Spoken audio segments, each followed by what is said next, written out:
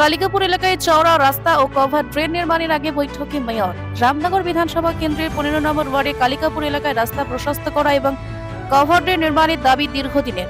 সোমবার এলাকার বিধায়ক তথা মেয়র এলাকার মানুষদের নিয়ে বৈঠক করেন। ছিলেন স্থানীয় কর্পোরেটরগণ সহ পূর্ত দপ্তরের আধিকারিকরা।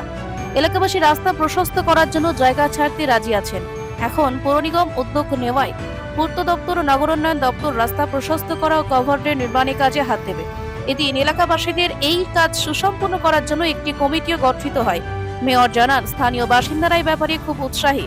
এলাকায় আরও কিছু উন্নয়নমূলক কাজ হবে বলে জানান তিনি। এদিন মেয়রের সঙ্গে 14, 15, 35 ও 36 নং ওয়ার্ডের কর্পোরেটররা উপস্থিত ছিলেন। তাদের মধ্যে কর্পোরেটর নিবাস দাস ও তুষার কান্তি ভট্টাচার্যের কথা বলতেই হয়। এলাকার রাস্তা প্রশস্ত করা ও কভার ড্রেন নির্মাণ করার জন্য তারাও প্রচেষ্টা চালিয়েছেন। কালিকাপুর এলাকায় নিকাশি ব্যবস্থার উন্নয়ন হলে উপকৃত হবেন সহস্রাধিক মানুষ। আজকে রামনগর বিধানসভা একটি ওয়ার্ড মূলত 14, 15, 35 এবং 36-এ বিভিন্ন উন্নয়নমূলক কাজ নিয়ে একটা পর্যালোচনা মিটিং আলোচনা সভা ডাকা হয়েছে। আমাদের 4 জন কর্পোরেটরে আছেন। 14 নম্বরে যিনি সুচিতা আছেন মহোদয় আছেন, 15 নম্বরের কর্পোরেটর নিবাস দাস মহোদয় আছেন, 25 নম্বরের কর্পোরেটর এনএসি মেম্বার প্রশান্ত মুখার্জি আছেন এবং 26 নম্বরের কর্পোরেটর নিজেদের মহোদয় আছেন এবং আমাদের পূর্ত দপ্তরের সুপারিং ইঞ্জিনিয়ার অভিন চৌধুরী, আমাদের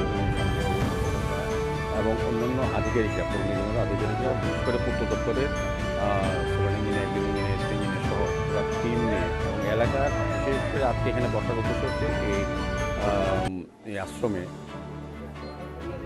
এই কালিকাপুর যে রাস্তাটা, এটা এখান থেকে শুরু হয়েছে একদম ওই আপার রোডের কোনার থেকে এই রাস্তাটা নদী অবধি, এই রাস্তাটা প্রশস্ত করার একটা এই এলাকার লোকের দীর্ঘদিনের একটা দাবি ছিল বা সমস্যা, এবং কভার ড্রেন করা।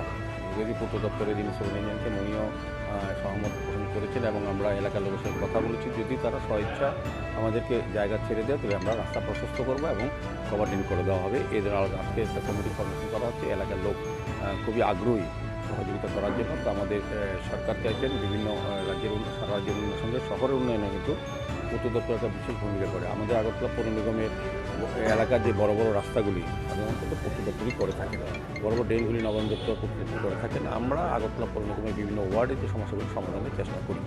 তো সেক্ষেত্রে আজকে বসা আমরা 14 নম্বর, 15 নম্বর, 35, 36 বিভিন্ন ওয়ার্ডের বিভিন্ন সমস্যা নিয়ে মানুষের সঙ্গে কথা বলেছি এবং যাবো।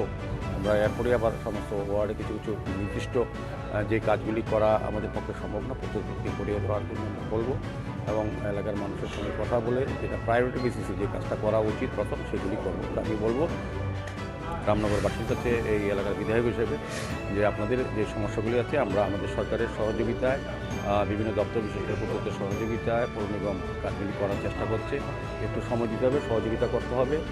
আমরা সবগুলি কাজই সময় মতো করে দেবো, সময় দিতে হবে আমাদের কাজে। আমরা টোটাল আমি বলবো রামনগর বিধানসভা কেন্দ্রে বিশেষ বিশেষ যে রাস্তাগুলি বড় আছে, যদি দীর্ঘ 40 বছর ধরে করা সম্ভব হয়নি বা করা হয়নি, সেগুলি আমরা দায়িত্ব নিয়ে করার চেষ্টা করবো। আগামী 2 বছরের মধ্যে রামনগর বিধানসভা কেন্দ্রের সমস্ত সমস্যাগুলি, যে বড় বড় রাস্তা, ড্রেন বা নিকাশি ব্যবস্থা, আলোর ব্যবস্থা, প্রত্যেকটা পুকুরগুলিকে সংস্কার করে ব্যবহার করা, নতুন জিম দেওয়া, ওয়ার্ড ভিত্তিক এবং পার্ক নির্মাণ করা এবং সমস্ত যে নাগরিক পরিষেবা প্রদান করার ক্ষেত্রে মানুষের যে মৌলিক দাবি বা চাহিদা বা প্রত্যাশা সেগুলি পূরণ করার ক্ষেত্রে কিন্তু আমাদের সরকারের পাশে থেকে আমরা কাজগুলি করার চেষ্টা করছি এবং করতে পারবই।